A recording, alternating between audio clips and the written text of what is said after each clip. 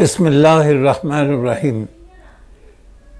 Channel আয়ের রমজান মাসের আসুন আমরা বুঝে কোরআন পড়ি অনুষ্ঠান থেকে সকলকে আমন্ত্রণ জানাচ্ছি এবং জানাচ্ছি প্রীতি ও শুভেচ্ছা।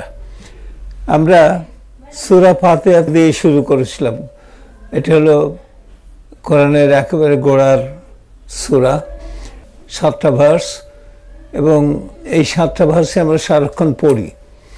তো এটার মধ্যে দয়াময় এবং করুণাময় এই কথাটা বারবার আছে।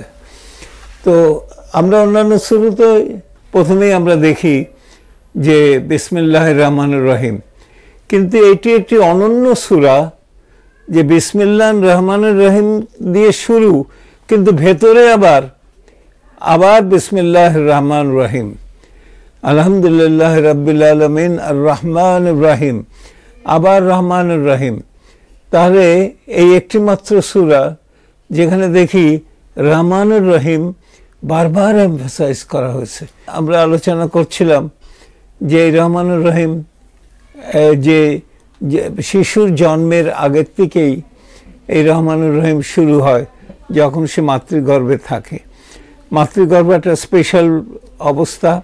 তারপরে সে জন্মাবার পর তার দরকার কি হয়? তার দরকার হয় অক্সিজেন, সে সেটা পায়। তার দরকার হয় খাবার, হিট দরকার হয়, আলো দরকার হয়, ময়েশ্চার দরকার হয়। এই সবগুলো আল্লাহ তাআলা যেন সাজিয়ে রেখে দিয়েছেন সেই নবাগত শিশুকে তার অভ্যর্থনা জানানোর জন্যে। এবং এই শিশু রেডিমেড একটা খাবার পায়, সেটা হলো মায়ের দুধ। এই মাতৃদুগ্ধ কিন্তু যদি কোনো শিশু আর কিছু না খেতে পারে, অনেকে সাপ্লিমেন্ট দেয়, তো এই সাপ্লিমেন্ট ছাড়াও যদি আর কিছু না খায় তাহলেও কিন্তু সে বেশ কিছুদিন এই মাতৃগর্ভের এই দুধ খেয়ে সে বেঁচে থাকতে পারে। এর মধ্যে অ্যান্টিবডি আছে। মাতৃগর্ভের দুধের মধ্যে যে সমস্ত কম্পোনেন্টস আছে সেই কম্পোনেন্টসগুলো তার পুষ্টির জন্য যথেষ্ট উপকারী। এই জিনিসটা এখন অনেক জায়গায় লোকে ভুলে গেছিল। আজকাল অফিস আদালতে এবং অন্যান্য জায়গায় যে সমস্ত ভলান্টারি অর্গানাইজেশনস আছে সেখানে স্পেশালি একটা জায়গায় মায়েরা এসে শিশুদের দুধ খাইয়ে যায়। তারপরে করোনার শেষ নাই। একটা করোনার কথা বলি, সেটা হলো আমরা এই যে পানি খাই, পানির ডেনসিটি কী আর বরফের ডেনসিটি কী? তো ডেনসিটি কী জিনিস? 1 ইঞ্চি লম্বা, 1 ইঞ্চি চওড়া আর 1 ইঞ্চি উঁচু। এইরকম যদি 1 সেন্টিমিটার লম্বা, চওড়া এবং উঁচু, এই জায়গার মধ্যে এরকম একটা স্পেসের মধ্যে, চৌবাচ্চার মধ্যে, ছোট্ট জায়গার মধ্যে যা কিছু রাখি তার ওজনই হলো ওইটার ডেনসিটি।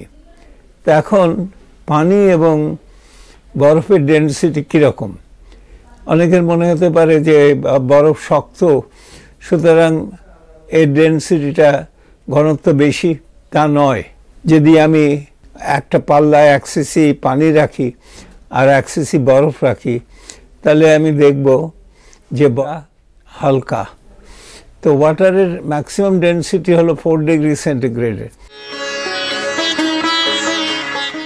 রমজানুল মুবারক। এটা একটা গভীর গবেষণার বিষয়, কিন্তু নেট রেজাল্টটা বলি, এর আউটকাম কি হলো?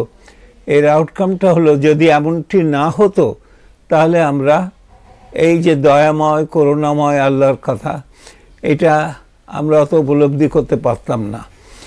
ধরুন যেসব জায়গায় খুব শীত, বরফ আচ্ছাদিত হয়ে থাকে, তো এই সময় এই যে বরফটা পড়ে এবং বরফ যেহেতু পানির চেয়ে হালকা, বরফটা ভাসতে থাকে, তলায় মাছগুলো খেলা করে। এই মাছগুলো হলো অ্যাকোয়াটিক সোর্স অফ লাইফ। তো যদি বরফ ভারী হতো তাহলে বরফগুলো যে পানি জমে বরফগুলো নিচে পড়ে যেত, আস্তে আস্তে ধীরে ধীরে সমস্ত লেকটা ফ্রোজেন হয়ে যেত। তাহলে সমস্ত মাছের যে লেকের যে প্রাণীগুলো, সেই মাছ তো সূত্র অন্যান্য প্রাণীগুলো সব মারা যেত, কিন্তু তা নয়।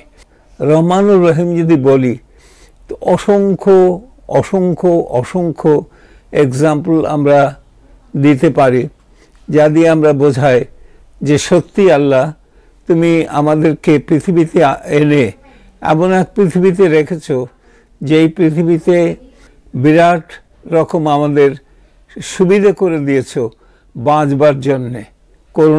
তুমি করুণার আধার।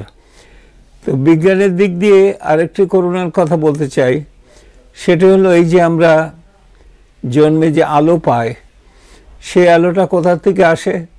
9,30,00,000 মাইল দূরে একটা তারা, তার নাম হলো আমাদের সান। সেই তারার মধ্যে থার্মোনিউক্লিয়ার রিয়াকশনস হয় এবং থার্মোনিউক্লিয়ার রিয়াকশনসের ফলে আমরা ওখানে আলো পাই। সেই আলোটা মাধ্যমে আমাদের গাছেরা আলোর সাহায্যে ফটোসিনথেসিস, আলোক সংশ্লেষণ করে, আমাদের খাবার দাবার তৈরি হয়, আমরা বেঁচে থাকি। তো ওই কোনো সময় আমরা আল্লাহকে একবার ধন্যবাদ দিই না যে আমাদের এখানে পৃথিবীতে বাস করার জন্যে 9,30,00,000 মাইল দূরে একটা বাতি জ্বালিয়ে তুমি বিশেষ কিছু আলো এটা করছো, যেগুলো নাকি ক্ষতিকর দিকগুলো বাদ দিয়ে ভালো দিকগুলো আমরা পাই।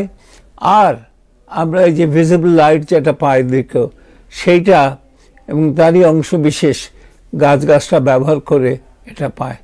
সুতরাং আমরা দেখতে পাচ্ছি যে এত বিরাট একটা ইন্তজাম, কিন্তু কোনো সময় আমরা আল্লাহকে শুকরগুজারি করি না। তো এই আয়াতের মধ্যে আল্লাহ তাআলা 2 বার বলছেন রহমানুর রহিম, রহমানুর রহিম। তো এইটা আমাদেরকে বুঝতে হবে যে কেন এই রহমানুর রহিম, আমাদেরকে কি করুণা আমাদের আল্লাহ তাআলা দিচ্ছেন। আমাদের শরীরের অঙ্গ প্রত্যঙ্গের কথা বলতে গেলে হার্টের কথাই বলি না কেন, হার্ট একটা পাম্প, সেই পাম্পটা এর মধ্যে ভালভ আছে 4টা, এবং সেই ভালভগুলো জন্মের পর থেকে চলছে চলছে চলছে। এই ভালভগুলো ঠিক যেমন একটা এই পানির পাম্পের মতন করে, সেরকমভাবে অপারেট করে। তো এইরকমভাবে আমরা আল্লাহর যে সমস্ত প্রদত্ত যে আইন কানুনগুলো দিয়েছে তা দেখেই বুঝতে পারবো যে আমাদের প্রতি আল্লাহর রহম কত বেশি। এই কথা বলে আগামীতে এই সূরার অন্যান্য দিকগুলো আলোচনা করবার আশা রেখে আজকের আলোচনা এখানেই শেষ করছি। আল্লাহ হাফেজ।